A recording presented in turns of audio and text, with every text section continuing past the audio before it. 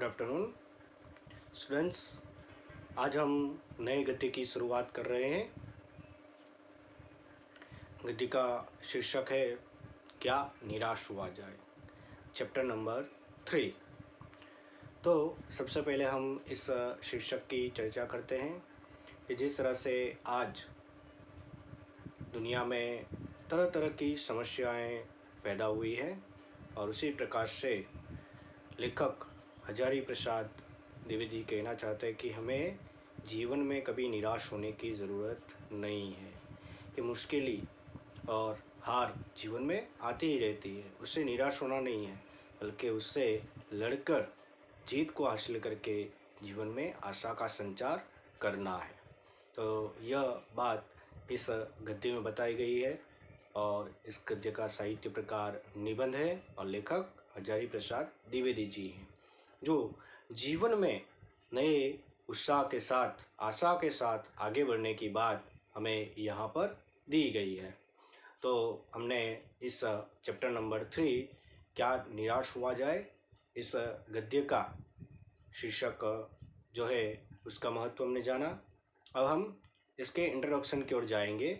तो गद्य है क्या निराश हुआ जाए और साहित्य प्रकार है निबंध और लेखक हजारी प्रसाद द्विवेदी जी। तो यहाँ पर हम आपको बतलाते हैं कि जिस तरह से यहाँ पे इंट्रोडक्शन लिखा गया है उसी प्रकार आपको अपनी नोटबुक में जो आपके सामने हमने रखा हुआ है उसी प्रकार आपको आपकी नोटबुक में यह शीर्षक लगा देना है। अब उसके बाद हम लेखक परिचय की ओर जाएंगे। तो लेखक हैं हजारी प्रसाद द्विवेदी जी।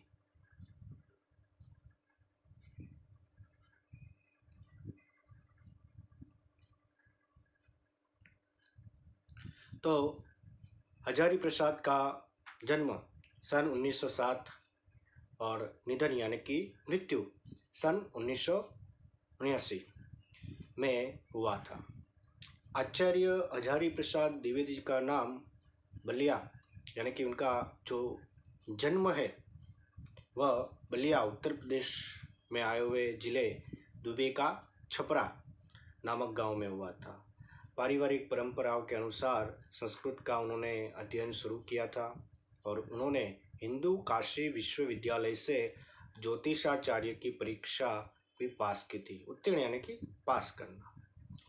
गुरुदेव रविंद्रनाथ के आश्रम में उन्होंने 1940 और 1950 तक हिंदी भवन के निर्देशक के रूप में कार्य भी किया और उसके बाद तत्पश्चात यानी कि उसके बाद काशी हिंदू विश्वविद्यालय वाराणसी एवं पंजाब विश्वविद्यालय चंडीगढ़ में हिंदी विभाग के प्रोफेसर तथा अध्यक्ष पद पर उन्होंने कार्य भी किया और उनकी ऐसी रचनाओं और उनके कारण भारत सरकार ने उन्हें पद्म भूषण की उपाधि से सम्मानित भी किया था। अब हम इस गद्य के लेखक श्री हजारी प्रसाद द्विवेदी जी की कुछ रचनाओं के बारे में जानकारी प्राप्त करेंगे। तो हिंदी साहित्य जगत में द्विवेदी जी एक निबंधकार, उपन्यासकार, समालोचक तथा शोधकर्ता इतिहास के रूप में प्रचलित हैं। अशोक के फूल, विचार प्रवाह, कुटज, कल्पलता आदि निबंध संग्रह, बाणभट्ट की आत्मकथा, पुनर्वा, चारुलेख, अनाम दास का पौधा, उपन्यास तथा कबीर, सूरदास, हिंदी साहित्य की आदि कला, साहित्य सहचर, हिंदी साहित्य उद्भव और विकास, जो हिंदी साहित्य की भूमिका में उन्होंने बहुत ही अपना योगदान दिया था, आदि इनके आलोचना तथा इतिहास के ग्रंथ थे। तो ये थे हमारे लेखक इस गद्य के आचार्य हजारी प्रसाद द्विवेदी जी। अब हम इस गद्य के जो सार है उसकी ओर जाएंगे।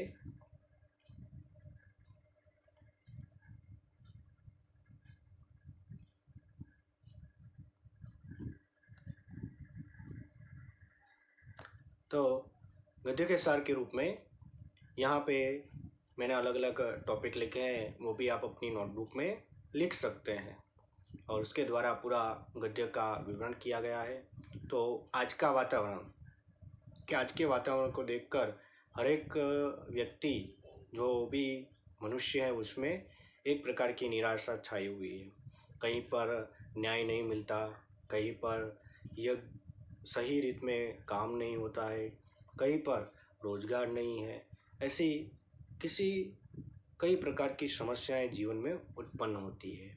अब पुराने और नए की टकराव, क्या आज पुराने समय और नए समय में एक प्रकार का टकराव हुआ है। कुछ लोग पुराने में जी रहे तो कुछ नए आधुनिक परिस्थिति के साथ आगे बढ़ रहे हैं, जो पुराने को स्वीकार नहीं करते। उसके बाद है भारत का आदर्श। एक तरह से कहे तो भारत एक आदर्श देश बनने के तरफ बढ़ रहा है। आदर्श तो है ही, लेकिन उससे भी आदर्शता बनने के लिए आज धीरे धीरे प्रगति कर रहा है। आज लक्ष्य की उपेक्षा का परिणाम है। आज एक लक्ष्य को प्राप्त करना कैसे है, उसके बारे में इस गद्य में बताया गया है। लेकिन उस लक्ष्य को प्राप्त करते हुए आज भी कहते हैं कि पुराने आदर्श नष्ट नहीं हुए हैं। आज भी पुरानी चीज़ें जो है उनका उतना ही महत्व है। उसके बाद दो सुंदर कहानियाँ दी गई हैं, जिसमें टिकट बाबू की ईमानदारी है कि लेखक मुसाफरी करने के लिए वो ट्रेन से कहीं पे जाना होता है और जल्दी जल्दी में वह ज़्यादा पैसे दे आते हैं और टिकट बाबू अपनी ईमानदारी के साथ वो पैसे लौटाने आते हैं। तो वो एक छोटी सी कहानी दी गई है। और उसके बाद गद्य के अंत में एक दूसरी जो कहानी दी गई, जिसमें बस कंडक्टर की सज्जनता, यानी कि जो बस कंडक्टर है वह लेखक और उनकी पत्नी के साथ, लेखक और उनके बच्चों के साथ मुसाफरी कर रहे थे और अचानक बस खराब हो जाती है और सुनसान इलाके में आके रुक जाती है। और उसके बाद कंडक्टर कुछ कहे बिना चला जाता है।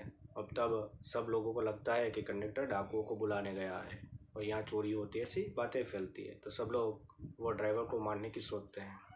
फिर लेखक उन्हें समझाकर शांत करता है और कुछ समय के बाद कंडक्टर वह नई बस लेकर आता है। तो इस तरह से बस कंडक्टर की जो सज्जनता है इस गद्य में बताई गई है।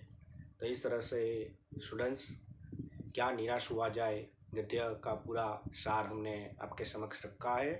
आपको अपनी नोटबुक में जो मैंने आपको बताया है उस प्रकार लिख लेना है और जो शब्दार्थ और टिप्पणी है वो भी आपको अपनी नोटबुक में आज लिख लेनी है। अब हम इस गद्य की जो समझूती है वह प्राप्त करेंगे। तो सबसे पहले हम इस निबंध की शॉर्ट में फिर से एक बार जानकारी प्राप्त करते हैं। तो प्रस्तुत निबंध में द्विवेदी जी ने यह समझाया है कि तत्कालीन भारतीय समाज में व्याप्त अनाचार केवल बाहरी स्तर पर है। वास्तव में आज भी लोगों में मानवीय मूल्य के प्रति आस्था कायम है।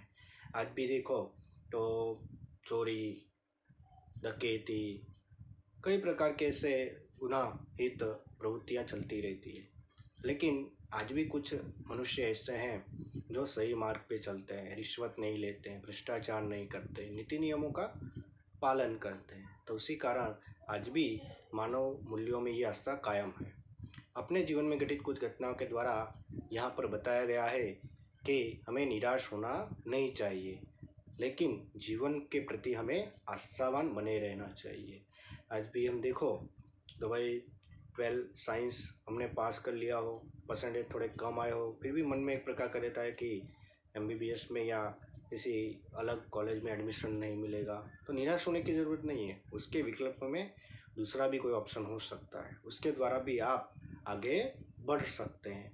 तो इसी के द्वारा यहाँ पर लेखक आचार्य हजारी प्रसाद द्विवेदी जी ने बहुत ही सुंदर तरीके से हमें क्या निराश हुआ जाए जो निबंध है उसकी विस्तृत जानकारी यहाँ पे दी है। तो अब हम उसकी जानकारी प्राप्त करेंगे।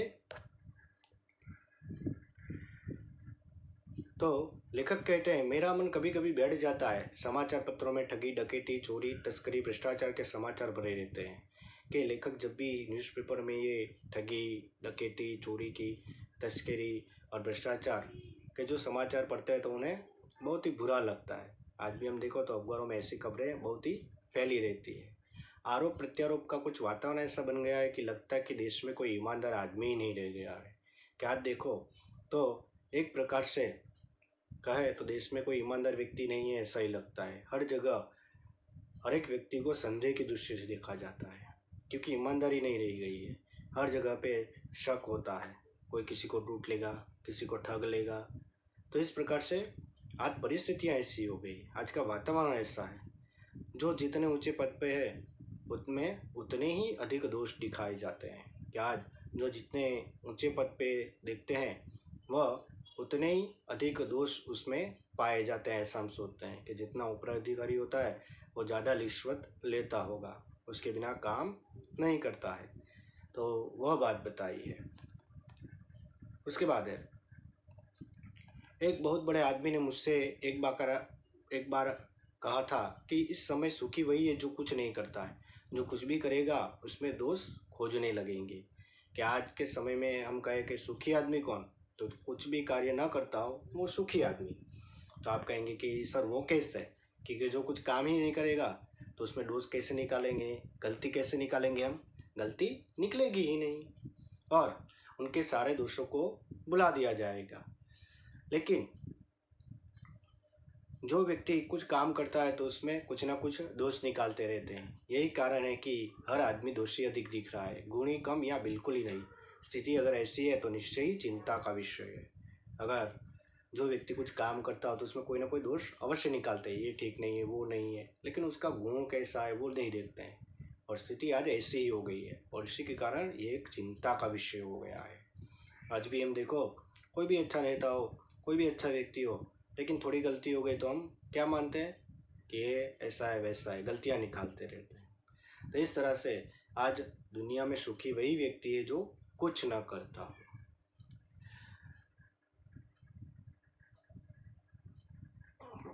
क्या यही भारतवर्ष है जिसका स्वप्न तिलक और गांधी ने देखा था? रविंद्रनाथ ठाकुर और मदन मोहन या मालवीय महान संस्कृति सभ्य भारतवर्ष किसी अतीत के गहरों में डूब गया है। तो एक तरीके से प्रश्न किया गया है, क्या यही भारत है, यही भारत वर्ष है जिसका स्वप्न के तिलक और गांधी ने देखा था? रविंद्रनाथ ठाकुर और मदन मोहन मालवीय ने इस महान संस्कृत सभ्य भारतवर्ष को जो बनाने की एक कल्पना की थी, क्या यह भारतवर्ष किसी अतीत के गहराओं में कहीं डूबा जा रहा है? आर्य और द्रविड़ ने हिंदू और मुसलमान, यूरोपीय और भारतीय आदर्शों की मलिन भूमि महामानव समुद्र क्या सूखी गया है? क्या आर्य और द्रविड़ सबसे पहले भारत में आई थी और उसके बाद हिंदू मुस्लिम आए और यूरोपीय और भारतीय इस आदर्शों से बनी हुई ये एक मिलन भूमि थी और इसे एक महामानव समुद्र कहा गया। क्यों? क्योंकि इन सबसे ये भारतवर्ष बना हुआ था, इसीलिए उन्हें महामानव समुद्र कहा गया। लेकिन क्या ये सूख गया है? तभी लेखक कहते हैं नहीं, मेरा मन कहता है ऐसा हो नहीं सकता। हमारे महान मनुष्यों के सपनों का भारत है और रहेगा। तो लेखक कहते कि नहीं, ऐसा नहीं हो सकता। जो हमारे महान मनुष्य है, यानी कि महान व्यक्ति जो महान हो गए हैं, पंडित मनुष्य यानी कि पंडित कहते हैं उससे, विद्वान। तो विद्वानों ने जो भारत का स्वप्न देखा है वह है और हमेशा रहेगा। आगे बढ़ते हैं कि यही सही है कि इन दिनों माहौल कुछ ऐसा बन गया है कि ईमानदारी से मेहनत करके आजीविका चलाने वाले निरीह और भोले भाले श्रमजीवी पीस रहे हैं और झूठ फरेब का रोजगार करने वाले फूल फल रहे हैं। क्या आज हम देखो तो आज माहौल ऐसा बन गया है कि ईमानदारी से जो कुछ काम करता है और आजीविका चलाने के लिए जो निरीह यानी कि अकेले व्यक्ति हैं, भोले भाले बेचारे श्रमजीवी हैं, वह पीस रहे हैं। उनको उतना पैसा नहीं मिलता है, कड़ी धूप में काम करते हैं, फिर भी उन्हें जितना मिलना चाहिए उतना मिलता नहीं है, उनका शोषण होता है। और एक और वो व्यक्ति है जो झूठ और फरेब का कारोबार करके 2 नंबर का काम करके फल फूल रहे हैं, धन संपत्ति कमा रहे हैं।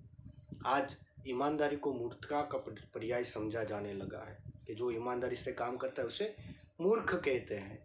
आप भी देखो तो हम सच्चाई के राह पर चलेंगे तो कोई कहेगा ये तो मूर्ख है, इससे अच्छा झूठ बोल के कुछ कर लेते हैं।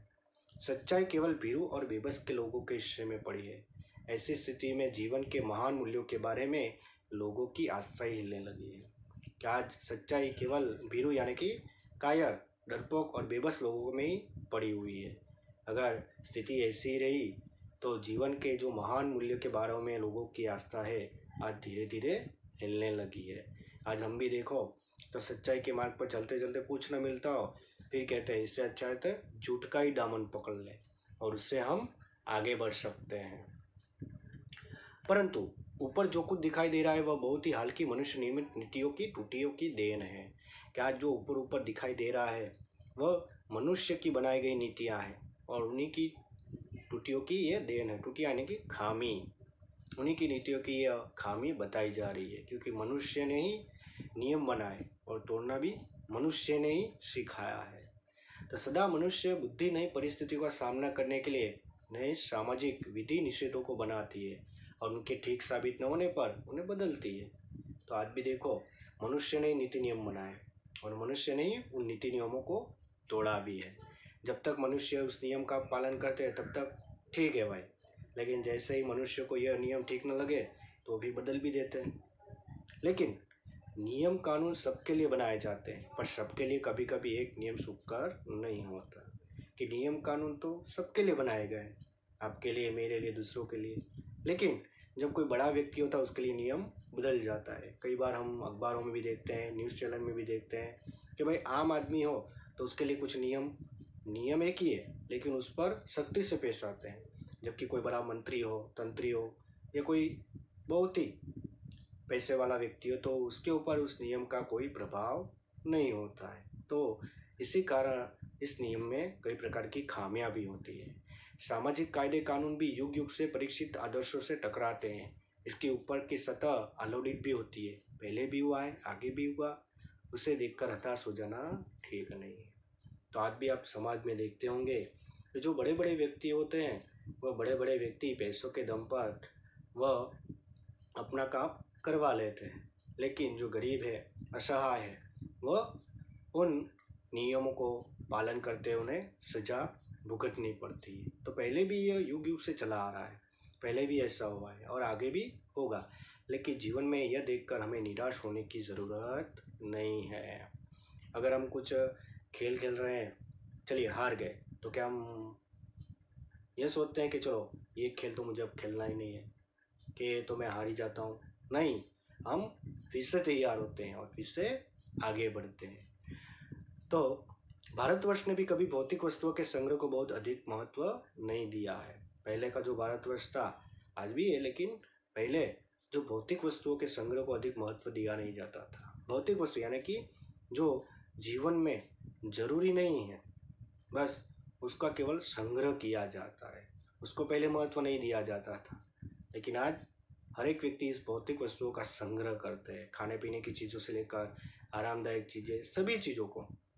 लेकिन पहले के समय में हमारे जब दादाजी हुआ करते थे तो पैसे बहुत होते थे, लेकिन फिर भी वह गांव में जो पुराने मकान होते थे उसी में रहकर सुख संपत्ति से रहते थे। लेकिन आज हम भौतिक वस्तुओं में, घर में आलीशान जो बेड, अलग प्रकार का सभी सुविधाएं, जैसे टेलीविज़न और ये सारी चीज़ें हम रखवाते हैं, तो आज उसका महत्व बढ़ गया है, लेकिन पहले इसका महत्व नहीं था।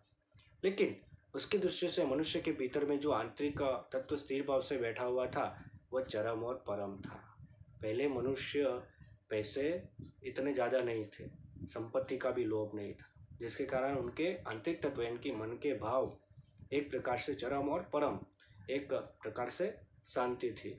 लेकिन लोभ, मोह, काम, क्रोध आदि विकार मनुष्य में स्वाभाविक रूप से विद्यमान रहते हैं। तो ये मनुष्य के अंदर होते ही हैं, आप में भी है, मुझ में भी है। लोभ यानी कि एक प्रकार की लालच, मोह यानी कि माया, काम यानी कि वासना और क्रोध यानी कि गुस्सा, ये मनुष्य के विकार हैं। परीक्षा में आपको 1 मार्क्स के लिए प्रश्न पूछा जाता है कि मनुष्य में कौन कौन से विकार है, तो आपको अंडरलाइन कर लेना है, लोभ, मोह, काम, क्रोध, ये विकार मनुष्यों में स्वाभाविक रूप से विद्यमान रहते ही है, मुझ में भी है और आप में भी है। पर उन्हें प्रधान शक्ति मान लेना और अपने मन से तथा बुद्धि के इशारे पर छोड़ देना वह निकृष्ट आचरण है। तो इनको हमें प्रधान शक्ति नहीं मानना है, लेकिन उससे मन से कंट्रोल करना पड़ेगा। तो स्टूडेंट्स, यहाँ तक हम इस गद्य में अभ्यास करेंगे। अगले लेक्चर में हम इसके आगे जाएंगे और आपको जो सूचना दी गई है, नए पन्ने पे हमने पहला और दूसरा चैप्टर कंप्लीट किया है। तीसरा चैप्टर, वहाँ पर आपको यह शीर्षक, इंट्रोडक्शन और उसके बाद जो लेखक का परिचय और जो हमने साल लिखा है वो भी लिखना तो लिख सकते हैं, और जो शब्दार्थ एवं टिप्पणी है वो आपको लिख लेना।